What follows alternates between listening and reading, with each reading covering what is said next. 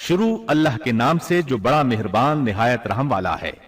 آئیے اب شروع کرتے ہیں مریم علیہ السلام کا قصہ۔ اللہ تعالیٰ نے اس دور کے کئی واقعات کی طرف اشارہ کیا ہے۔ سب سے پہلا تذکرہ مریم علیہ السلام کی پیدائش کا ہوا ہے۔ یہ واقعہ دمشق میں ہوا۔ زکریا بن دان سلیمان علیہ السلام کی اولاد میں سے تھے۔ دمشق میں زندگی گزار رہے تھے۔ عمر 100 سال سے زیادہ ہو چکی تھی۔ اس قصے کی ابتدا قرآن مجید نے عمران کی بیوی سے کی ہے۔ وہ مریم علیہ السلام کی ماں اور عیسیٰ ابن مریم کی نانی ہیں۔ عمران کی بیوی کے ہاں عرصہ دراز سے کوئی اولاد پیدا نہ ہوئی تھی۔ ایک دن انہوں نے ایک چڑیا کو دیکھا، وہ اپنے بچوں کو خوراک کھلا رہی تھی۔ یہ دیکھ کر انہیں شدت سے اولاد کی خواہش محسوس ہوئی۔ انہوں نے اللہ سے دعا کی، اللہ نے ان کی دعا کو قبول فرمایا۔ چنانچہ جب بچے کی ولادت کا وقت قریب آیا تو انہوں نے ایک نذر مانی۔ سورہ آل عمران آیت 35 میں اللہ تعالیٰ فرماتے ہیں، جب عمران کی بیوی نے کہا، اے میرے رب، میرے پیٹ میں جو کچھ ہے اسے میں نے تیرے نام آزاد کرنے کی نذر مانی ہے، تو میری طرف سے قبول فرما، یقیناً تو خوب سننے والا اور پوری طرح جاننے والا ہے۔ انہوں نے اللہ تعالیٰ سے اولاد کی دعا کی۔ اللہ تعالیٰ کے حکم سے جب انہیں بچہ پیدا ہونے کی امید ہوئی تو انہوں نے نذر مان لی کہ جس بچے کو جنم دوں گی اسے اللہ کے لیے آزاد چھوڑ دوں گی تاکہ وہ بیت المقدس کی خدمت کرے۔ زکریا علیہ السلام اور آل عمران بیت المقدس کی طرف نقل مکانی کر چکے تھے۔ بیت المقدس یہودیوں کی عبادت گاہ تھی۔ یہ ان کا طریقہ تھا کہ اپنی اولاد کے بارے میں بیت المقدس کا خادم بنانے کی نذر مانا کرتے تھے۔ بچہ پیدا ہوتا تو علماء کے سپرد کر دیتے، وہ اسے تورات پڑھاتے تاکہ وہ عبادت کرنے والا بن جائے، بیت المقدس کی خدمت کرے۔ لیکن ان کے ہاں بچی پیدا ہوئی۔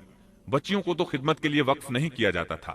سورہ آل عمران آیت 36 میں ہے، جب بچی پیدا ہوئی تو کہنے لگیں، پروردگار میرے ہاں تو لڑکی ہوئی ہے، اللہ تعالیٰ کو خوب معلوم ہے کہ کیا اولاد ہوئی ہے، اور لڑکا لڑکی جیسا نہیں، میں نے اس کا نام مریم رکھا ہے، میں اسے اور اس کی اولاد کو شیطان مردود سے تیری پناہ میں دیتی ہوں۔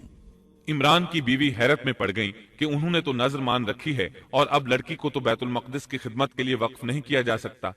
ان کے خاوند عمران بیت المقدس کے عابدوں میں سے تھے۔ بیوی نے ان سے مشورہ کیا، طے ہوا کہ بچی کو ہی خدمت کے لیے وقف کر دیا جائے۔ عمران کی بیوی بچی کو بیت المقدس میں لے آئیں۔ جس بچے کو وقف کرنا ہوتا تھا اس کی کفالت کوئی عالم کرتا تھا۔ عابدوں میں اس وقت یہ جھگڑا پیدا ہوا کہ اس بچی کی کفالت کون کرے گا۔ اس کے لیے آخر یہ طریقہ طے کیا گیا کہ وہ سب اپنا اپنا قلم پانی میں پھینکیں گے، جس کے قلم پر کچھ ظاہر ہو وہ اس کا کفیل بن جائے گا۔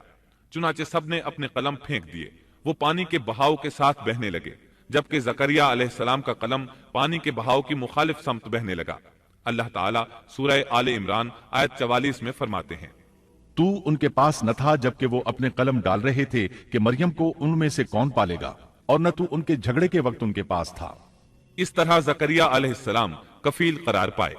مریم علیہ السلام نے بہت اچھی پرورش پائی، وہ بہت تیزی سے پروان چڑھی۔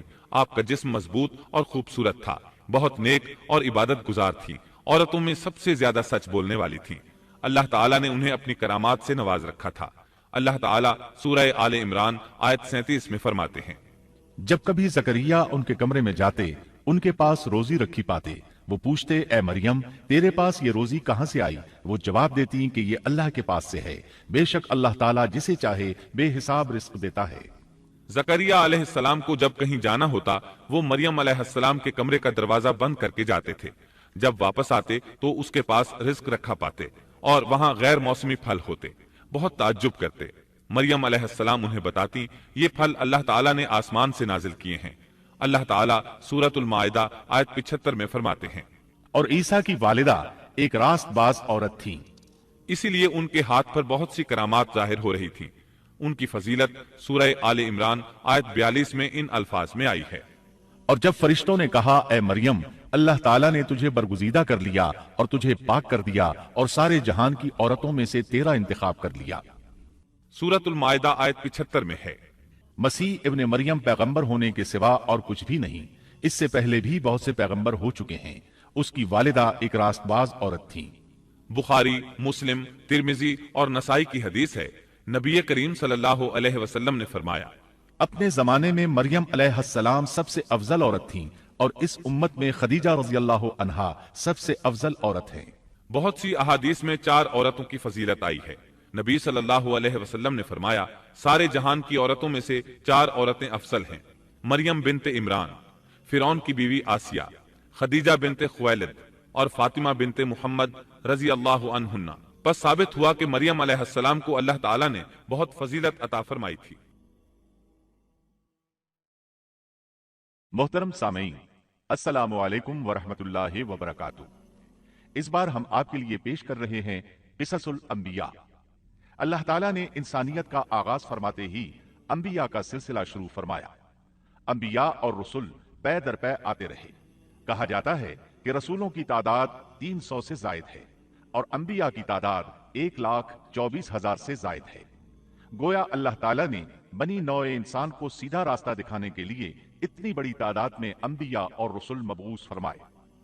قرآن کریم کے بیان کردہ قصص حقیقت پر مبنی ہیں، اس لیے دوسرے تمام قصص اور واقعات سے امتیازی حیثیت رکھتے ہیں۔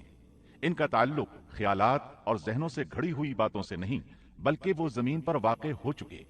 انسانوں نے اپنی زندگی کے مختلف ادوار میں ان کا مشاہدہ کیا، اور پھر یہ واقعات اس لحاظ سے بھی منفرد ہیں کہ عبرت کا باعث ہیں۔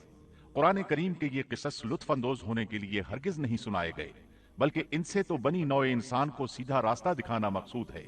یہ مقصد تھا کہ انسانیت عبرت پکڑے، روز جزا کے بارے میں آنکھیں کھول لے، ان واقعات کو سن کر اور پڑھ کر اپنا راستہ منتخب کر لے۔